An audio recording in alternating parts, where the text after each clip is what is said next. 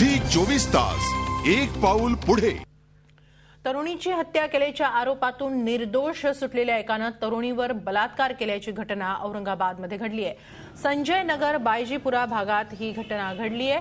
मध्यरात्री आपल्या घरासमोर आपल्या भावाची वाट बघत उभी असलेल्या 23 वर्षीय तरुणीचं चौघांनी अपहरण केलं। जवळच असलेल्या निर्मनुष्य ठिकाणी नेल्यानंतर तिला बेदम मारहाण केली आणि तिच्यावर बलात्कार केला।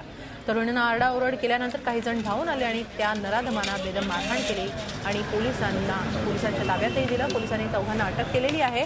औरंगाबादमध्ये 2007 मध्ये गाजलेल्या मानसी देशपांडे हत्याकांडात निर्दोष ठरलेला राम बोडके हाच या प्रकरणातला आरोपी आहे। मानसीच्या हत्येचा आरोप राम बोडकेवर होता, मात्र त्यातून तो निर्दोष सुटला होता आणि त्यानंतर अगदी 2 महिन्यातच त्यानं हे दुष्कृत्य केलेलं आहे।